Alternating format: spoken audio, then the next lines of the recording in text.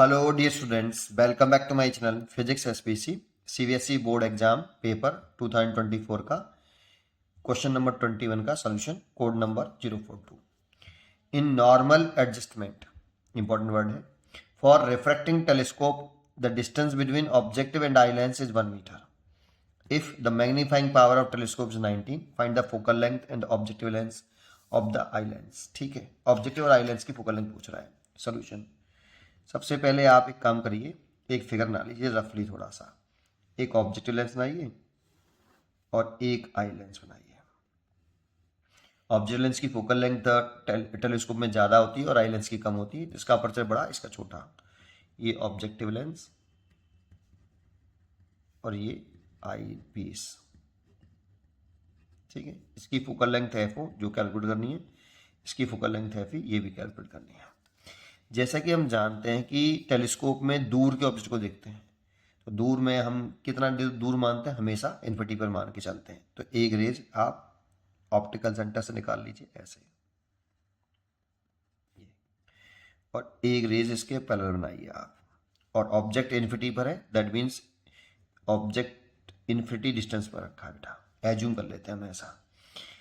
जब आपका object infinity पर होता है तो इमेज फोकल प्लेन में बनती है या फोकस पर बनती है, तो इसीलिए इसकी इमेज जो है ये इमेज हो गई इसकी। ठीक है ना, ए डैश बी डैश ये इमेज हो गई और ये इसके फोकस पर बनी एफ ओ, और फोकस पर बनी तो मिला लेते हम इसको ऐसे। अच्छा, और ये दूरी हो गई वी ओ ये वाली, और वी ओ हो गया एफ ओ के बराबर, क्योंकि ऑब्जेक्ट इन्फिनिटी पर होता है, इमेज फोकस पर बनती है। अच्छा, ये दूरी उसने दे रखी है हमें एल 1 मीटर, दोनों लेंसों के बीच की दूरी गिवन है। हमें बोला है कि the distance between objective and eye lens is 1 metre, ये 1 मीटर दे रखी है।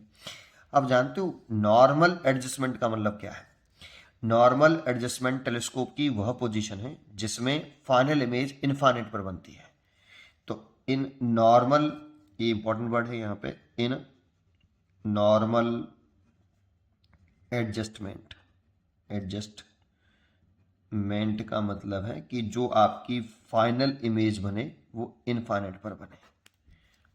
ठीक है, तो फाइनल इमेज इन्फिनिटी पे तब बनेगी जब आई लेंस के लिए object A dash B dash की तरह से काम करेगा। ये इमेज जो है ए डैश बी डैश की तरह से काम करेगी आई लेंस के लिए, ये इसके फोकस पर हो, ये इसके फोकस पर हो, तो इसका फोकस भी यहां हो।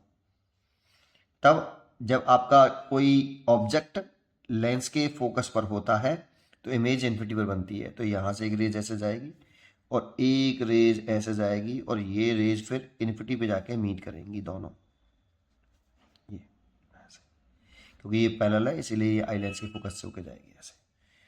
और ये आई लेंस का फोकस पर रखा है ऑब्जेक्ट, तो इसीलिए इमेज इनफाइनाइट पर बनेगी। इमेज इन्फिनिटी पर बनी तो नॉर्मल एडजस्टमेंट वाला केस हो गया। इस वाले केस में हमें मालूम होना चाहिए, देखो अगर ये यू ई हो गया और यू ई बराबर एफ ई, तो एल कितना हो गया? देखो पहले तो एल होता है इन दोनों लेंसों के बीच की दूरी, तो इधर से तो वी ओ मैग्नीट्यूड में लिखो प्लस इधर से यू ई, लेकिन वी ओ एफ ओ के बराबर है इसीलिए एफ ओ प्लस ये एफ ई, और ये रखा 1 मीटर, तो एक कहानी तो ये हो गई।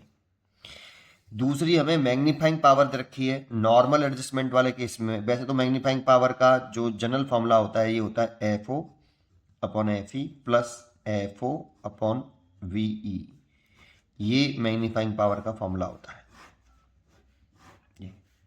लेकिन अगर आपकी फाइनल इमेज इन्फिनिटी भी बन रही है तो एम की जो वैल्यू हो जाएगी, ये हमें 19 गिवन है,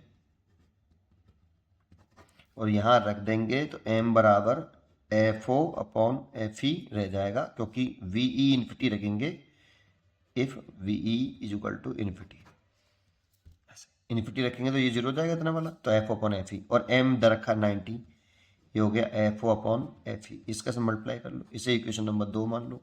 पहले मल्टीप्लाई करके एफ निकाल लो 19 एफ ई, और यहाँ रख दो 1 is equal to F O की value 19 F E plus F E, that means 20 F E और ये 1, तो F E is equal to आ गया 1/20 मीटर आया, क्योंकि यहाँ पे ये 1 मीटर दे रखा था बेटा, तो इसीलिए मीटर में आया। और 1 मीटर में 100 सेंटीमीटर होते हैं, तो आप यहाँ मीटर की जगह पे 100 लिख लो और डिवाइड बाई 20 सेंटीमीटर, 20 से काट दो, 5 सेंटीमीटर आ गया। आई लेंस की फोकल लेंथ 5 सेंटीमीटर।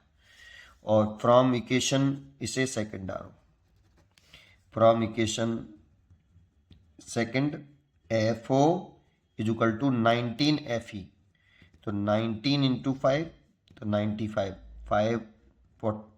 5 और 4 9, 95 सेंटीमीटर। सर यूनिट का खास ध्यान रखना, सेंटीमीटर में लिखना है, इसीलिए आंसर हो गया ये। उम्मीद करता हूँ कि आपको जरूर समझ में आया होगा। पढ़ते रहिए और खुश रहिए।